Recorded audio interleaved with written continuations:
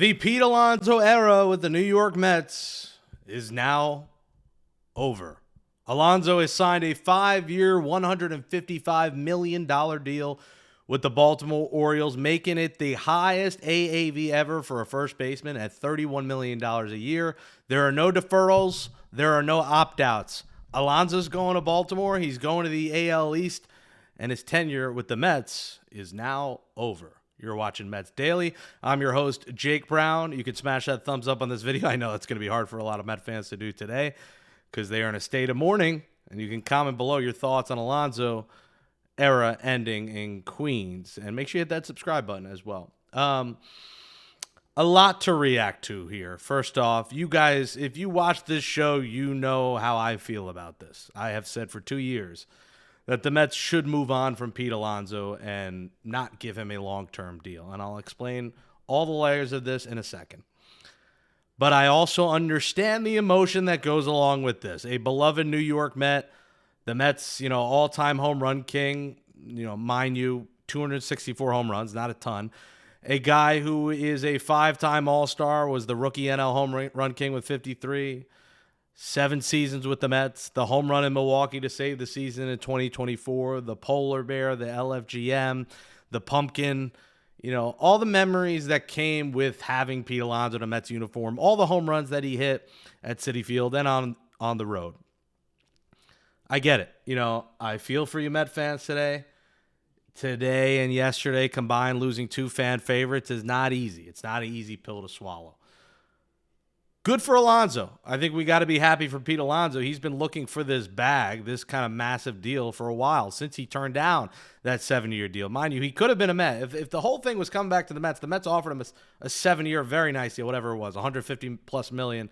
Then now he gets 5 or 155. So he made out better by holding out with this deal. And when Boris is your agent, that's your goal here. It's not about hometown discounts and being a Met for life. It's about getting the biggest bag. And apparently, reportedly, the Mets never made a formal offer. Once they knew it got to the 5 years, there was no interest. Now, I'm a little surprised it's the Orioles and not the Red Sox. I really thought it would have been the Red Sox, but it is the Baltimore Orioles. Now, let me say a couple of things. First off, losing Nimmo, losing Diaz, losing Alonso. I know a majority of the Mets fan base is sad today. They're going to say, I'm not showing up again. I quit this team. Fire David Stearns. I hate you, Steve Cohen. I'm never getting tickets again. I'm no longer a Mets fan. And let me speak to that group who is down right now. As someone who is not down, and I don't want to say I was right, I told you so. Today's not the day to do that, really ever. I'm not that kind of person, but I did think they were moving on, and I think the wise decision was to move on. Pete Alonso's getting the highest AAV for first baseman ever. He is slow, he is 31, he is a defensive liability, and he is going to regress. He just is. He is not going to be in 2, 3, 4, 5 years a 45 home run hitter. And if he is, we'll come back to this and say, Jake, you're an idiot, you were wrong. He was never going to be that guy. He is a one-dimensional player. He's a power hitter who strikes out a lot. His on-base is not great. He does not play great defense. Now, he is fine with scoops, but his range isn't there, and he is awful at throwing the balls to bases, to first, throwing a home, throwing a second. That's not his forte. So when it comes to that contract, the Mets were never comfortable going there. From a business decision, this is wise. I know emotionally you're going to say, but he's our guy. Sometimes you got to put emotions aside.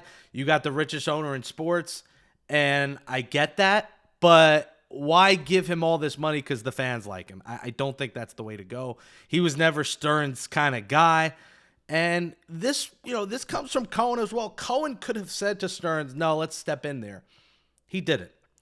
Also, an aside to this, Pete Alonso is not a leader in that clubhouse. I've spoken to people who have been around them and who have told me things behind the scenes that have factored into my decision of why I didn't want Pete Alonso here. I'll be real now that he's gone.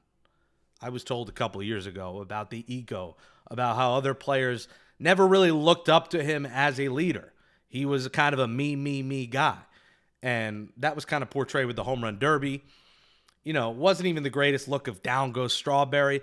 It was always Pete. And I think he always said the right thing to the media, but deep down within that clubhouse, I don't think he was best buds with a lot. Now, he was buds with Vogelback and McNeil and Nimmo, but if the Mets are moving on from the core go full-blown move on from the core. They moved on from Nimmo. They moved on from Diaz. Now you move on from Alonso. Next up, Jeff McNeil. That's the core.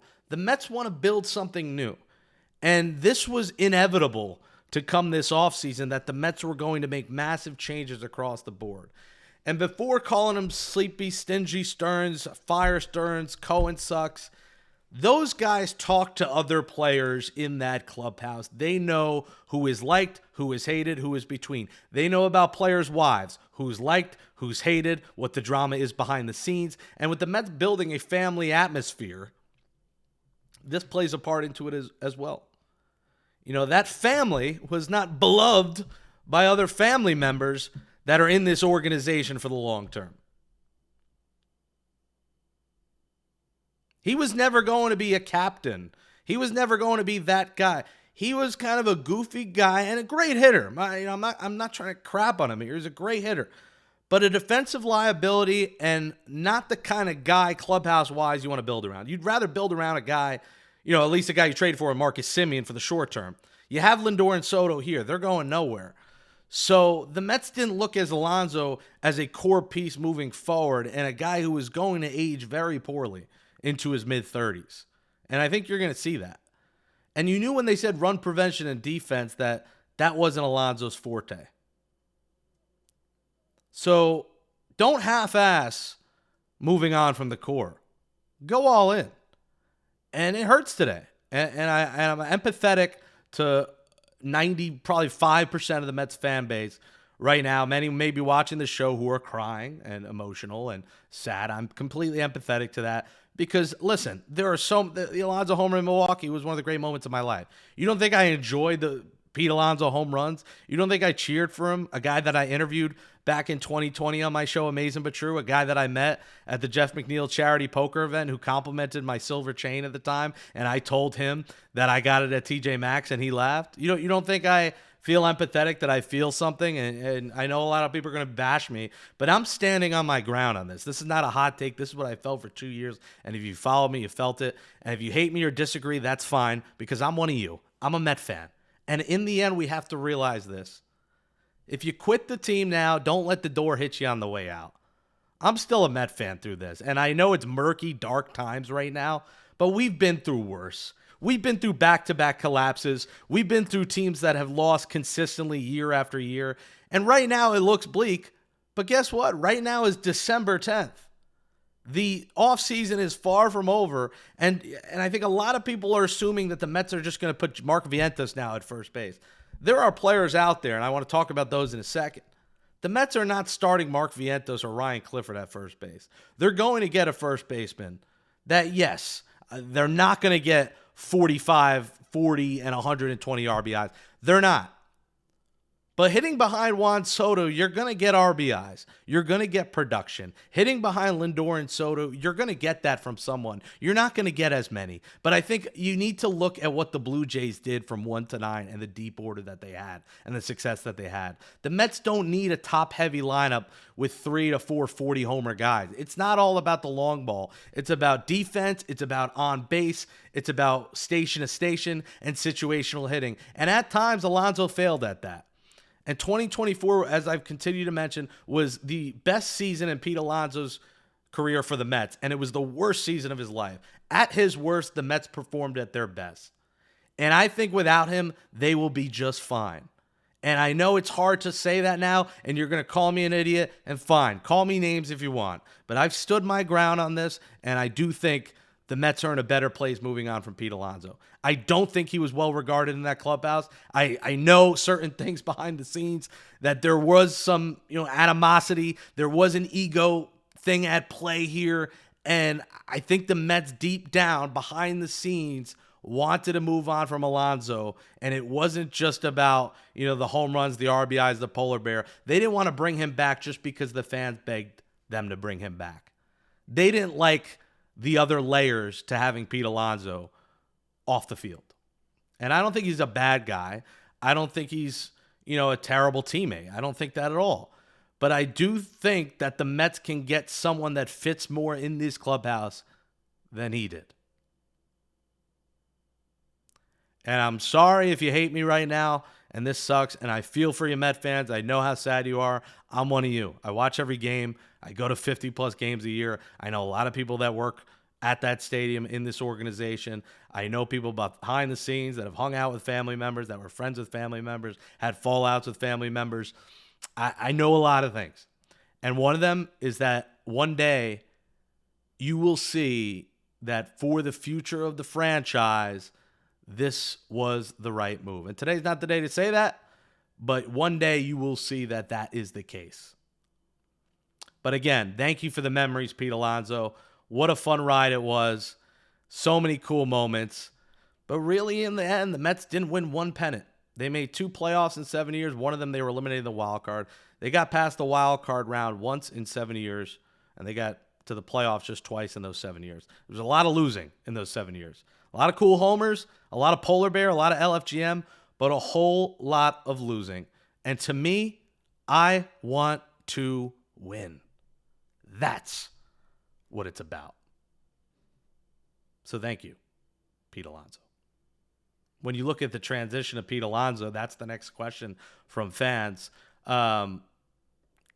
Where do they go from here? You're not going to get as many homers and RBIs, so we need to stop with that. How are you replacing that? You're not getting that. Your hope is to fill multiple positions. You need to upgrade in center field. If you get a good first baseman that get 80 to 90, and you get one in center that gets you 80, you just replace the production. You got a nothing burger in center field offensively last year. So if you're getting better production in center and maybe a bit less at first base, better production at second, you're going to be okay. Cody Bellinger is the first name. Now, why Bellinger, I think, could end up being tough is that it's going to be a long-term deal. You know, this is a long-term deal that it's going to take to get him, and I think a long-term deal is not something David Stearns might not want to give out. So Bellinger's the first name we think of, but the long-term thing worries me. Could he accept a 3-year high AAV deal? Maybe, but we got to see what the Yankees offer. I do feel like Bellinger's going to be a Yankee or a Met, one of those two. Another name that I've mentioned on here a lot is Yandy Diaz. Why I think the Mets are going to be interested in a trade for Yandy Diaz with the Rays is because he's making $12 million next year, and he has a vesting option for, I believe, $13 the year after. If the Mets can get 2 years of $25 million for Yandy Diaz, which is a bargain, they're going to do it. Because Yandy Diaz, yes, it is a drop-off from Alonso. He's not great defensively. He's probably just a bit better than Alonso. But the reality is, Yandy Diaz is going to give you 25 and 80. He's going to hit 300. Yandy Diaz won the batting title in 2023. Yandy Diaz hit 300 with an OBP of 366. Drove an 83 with 25 homers. And I understand the ballpark that they played in. But this is a guy that's consistently played 137-plus games the last 4 years, 150 games last year. You know, he will drive in 80 runs. And think about it. He never hit behind Juan Soto. So you put Yandy Diaz, the batting champ a few years ago, behind Francisco Lindor and Juan Soto, you're going to get a big year out of Yandy Diaz. He's also a right-handed bat. You lost Pete Alonso, a right-handed bat. If you want to think about right-handed production, Yandy Diaz is that guy. I don't think he would cost a boatload in players to trade for, so I'm interested in Yandy Diaz. That's someone who I've targeted for the Mets for a while, and I think more now that Alonso's gone, that's a guy. Okamoto, another guy, a guy who is much better defensively than Pete Alonso. You know, obviously we'd have to get him over from Japan. There are some question mark, but this is a guy that plays third, first, and outfielder, would give the Mets versatility at that position. At one point, it was a home run champ, 41 homers in 2023 in Japan. You know, plays really good defense.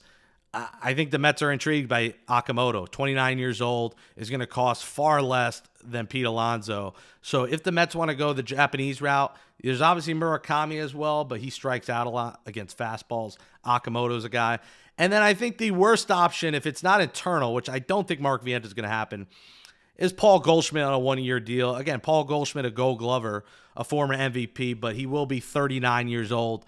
You know, I think the Mets signing Paul Goldschmidt would piss off a lot of fans. So I don't really see Paul Goldschmidt. He'll be 39 next September, so he'll be 38 next year. I don't see that happening, but if they get a big-time center and left fielder, maybe. The other thing they could do is maybe they can get a Bichette or a Bregman and either move them to first or move a Beatty to first. They could do that as well. I see that less likely because you still have Mauricio Vientos and Acuna in the organization. So I don't think Bregman or Bichette will happen, but those are names that the Mets want to move guys around that are also in the cards. My best bet is either Bellinger, Yandy, or Akamoto at first base for the Mets. And then you figure out the outfield. You trade for Byron Buxton maybe. Maybe you trade for Fernando Tatis. But you have to realize David Stearns is not going to go out there and just put Mark Vientos at first and trade for Luis Robert and put Carson Benjamin left. If he does, we'll talk about it at the end of the offseason, how dumb he is and how stupid it was. But we don't know what they've done. I mean, Kyle Tucker is also still out there. They can still get as well. And I know all this is tough to stomach, and you're going to say, shut the F up, Jake. You're a clown. I'm already getting the tweets, and I get it. Call me what you want. But just tell me how many World Series appearances the Mets made with Pete Alonso here. And I'm not blaming it all on him, but clubhouse factors in, and I think a lot of people assume that he was a leader and beloved by everyone in the clubhouse, and quite frankly, that's not the case. That is false. I've heard it, and the Mets know it internally, and they're never going to say it. It's never going to be said. And you're going to say, you don't know shit. Well, you can think what you want, believe what you want, and I'll go with what I know.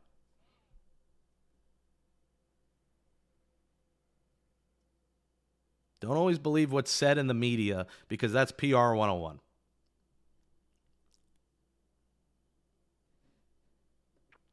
And it's a sad day for today for sure for everyone. But the Mets are going to fill that hole.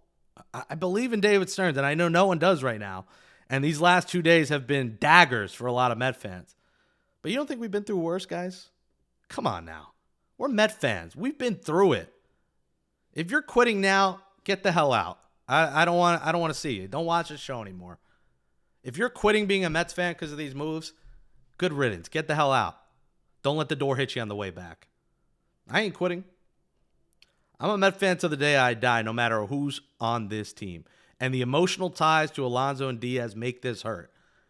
But sometimes you have to move on from a core that was rotten and a core that did not win anything and a core that collapsed like no other in the second half of that season. All the money spent did nothing. You can talk about paying this guy all you want, paying all that guy all he wants. They did that. We did that. We've been here. We've done that. They won jack shit doing that approach. Sometimes you got to change the approach. And the Mets are going to have to change the approach at closer now with Edwin Diaz gone, and they have expressed heavy interest in all-star closer Robert Suarez. I think that's a good pivot. This is a guy that was an all-star the last 2 years. He led the league in saves with 40, a sub-3 ERA. I think he's really good. I think it is a downgrade from Diaz, but not a tremendous downgrade when you combine him and Devin Williams in a potential bounce-back season. The aftermath of Edwin Diaz is this. He don't want to be here. Edwin Diaz wanted to be a Dodger, and he made that clear when he never came back to the Mets after the Dodgers made their offer. Mets made their offer. Mets went out inside Devin Williams when they figured that offer wasn't going to be good enough. Diaz felt slighted. He signed with the Dodgers and never called the Mets back to see if they would counter or give him more money. So that shows you Diaz did not want to be here. He wanted to go win. And I can't blame him. I can't blame the guy for wanting to win a championship, which he's going to do in Los Angeles. That's a guarantee. I can't blame him. But the Mets have to pivot in the right direction, and that's Suarez, Fairbanks, one of those guys, and getting more bullpen help. That's what they need to do. And I believe that they'll get that done. I do think they'll go out and get Suarez. You're watching Mets Daily. Smash that thumbs up. Comment below, everybody. I know it's a hard day, but Pete wanted to go, guys. I think he wanted the biggest contract. The Mets weren't going to give it to him. And I understand you're pissed off about this, that they didn't give it to him. But, you know, are you not going to watch the Mets now? If so, so be it. But I'm still going to be watching. It's time to turn the page on the Polar Bear, the Alonso Mets. That page, you got to turn it. As pissed off as it's going to make you, as pissed off as you are for me for saying it, I'm just going to keep it real here. Since last offseason, I told you the Mets should move on from Diaz. They kept him last year thanks to the home run in Milwaukee and thanks to nobody else wanting him and them getting him on a short-term deal. I think that was wise, getting him short-term. They weren't getting him short-term this year. It was 3 years the Mets wanted. He got 5. And listen, Pete's happy about this, I'm sure. Him and his wife get a fresh start in Baltimore. They could meet new other members, maybe get along better with new other player wives than they did here. And, he gets $31 million a year. He got what he wanted. He became the highest AAV first baseman in Major League history. Did he deserve that? Yeah, I would say after not, getting it in the past, it's good for him. He hit a lot of homers. He was a good offensive player. But the Mets didn't want to go there for a defensive liability. They just didn't want to do it. And, I commend David Stearns and Steve Cohen for this because the reaction they're getting is bad. Like, people have canceled season tickets as soon as they heard that. They're pissed. They're not going to show up. But in the end, you'll show up to see a winner. If the Mets are winners, you will show up. And the goal here is to try to make this team a winner. Because last year, 2025, this team was a bunch of losers. They fell flat on their face. And I want a winner. I don't care about a polar bear and an LFGM. I want to say, let's go Mets. I don't need an LFGM and a polar bear. I need let's go Mets for a team that wins and competes for a championship. And this team did that once in Alonso's year, and it was the worst year of his life in 2024 statistically. All the worst numbers across the board for him in his career. The Mets found a way, and they'll find a way again. We'll talk to you tomorrow on Mets Daily.